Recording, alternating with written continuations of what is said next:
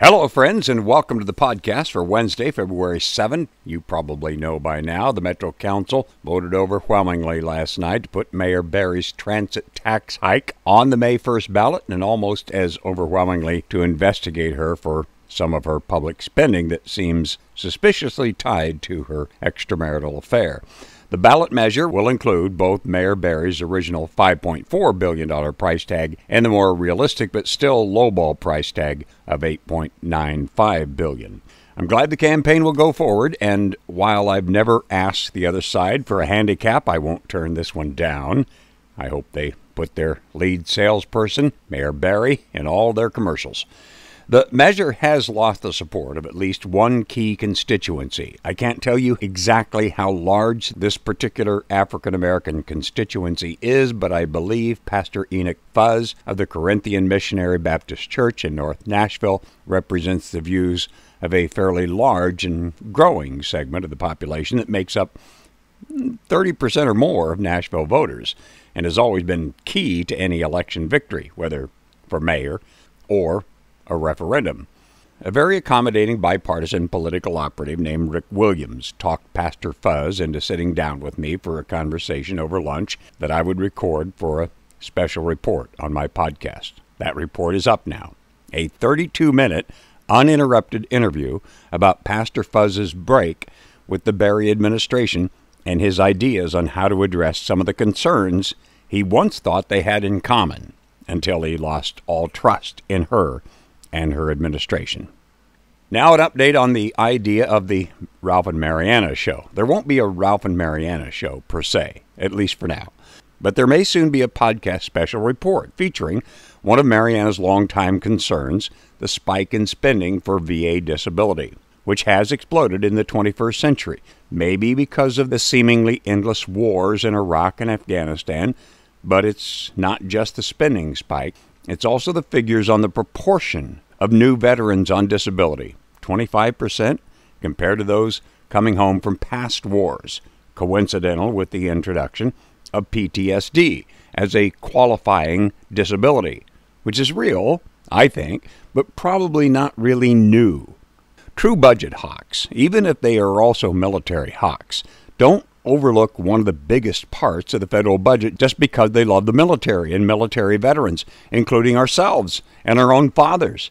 But some would have us all look the other way, because questioning any veterans' benefits will be seen by some, and demagogued by many more, as being unsupportive of veterans. Marianna and I will investigate and discuss this third rail carefully, but touch it we will, even though I have reservations on several fronts. First, compared to other exploding spending, eliminating all of the spending on VA disability would not significantly alter the timing of the financial asteroid that is our exploding debt. Yes, it all adds up, but we're going to have to find much bigger numbers to add up if we're going to head off that big destructive rock. Second, even if 25% of it were fraudulent, that would not be an unusual level of abuse compared to the average government entitlement program. And third, I think there are some plausible explanations for an elevated level of PTSD, even though it is a relatively new recognized disability and one that appears to be more susceptible to fraudulent claims than many others.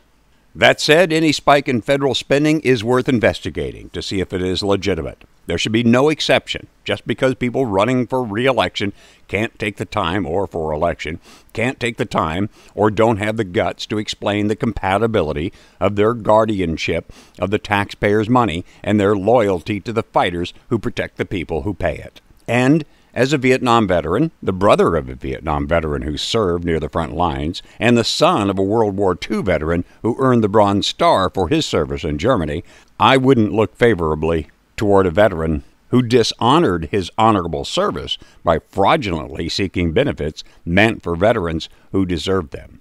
Neither does Marianna, whose World War II father navigated bombing missions on B-27s and no doubt got the shit scared out of him enough times that if it happened today, he could probably claim at least 50% disability from the nightmares they routinely produced, but that was not an option then. That disability wasn't recognized as a significant hurdle compared to all of the other hurdles separating World War II veterans from the good life, which they tackled with historic vigor, energy, and enterprise, giving only passing thought to the nightmares of war. If you asked them to remember, some would, many wouldn't. Those who would found as much pain in the memory today as they did in the nightmares they tolerated while building their post-war life. The vast majority of veterans who served in Iraq and Afghanistan are as important and as honorable as my father was, and my brother is. And you will find, even among the greatest generation, those who could not sustain the honor they earned. That did not stain the greatest generation, and neither will this. It is not a stain on the veterans of any war when the dishonorable among them are unmasked. I don't have a release date for this particular special report. That's another great thing about retirement. There are no deadlines to prevent me from doing a thorough job. Now, closed circuit for fellow Netflix bingers. Now, my first recommendation for a binging sprint is still the first season of Mindhunter, 10 episodes. You can do that in a day or two. For a longer binge, I find Halt and Catch Fire, a 4-season AMC series on Netflix that recreates the dawn of the personal computer era, with a drama that is half contemporary history and half soap opera, including a cast of severely flawed but very likable people, dialogue that doesn't insult your intelligence, and without gratuitous sex or any violence.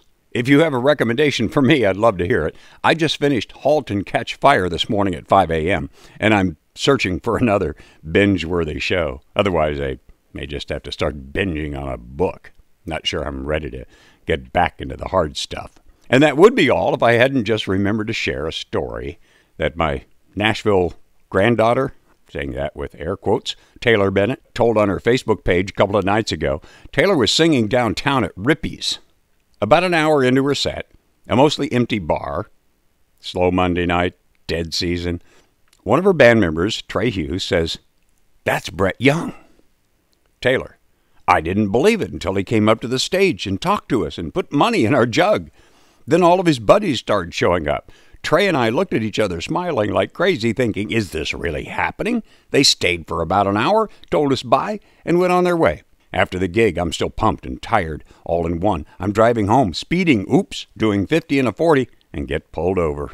The cop comes up, tells me his name, asks me the basic questions. I was scared to death.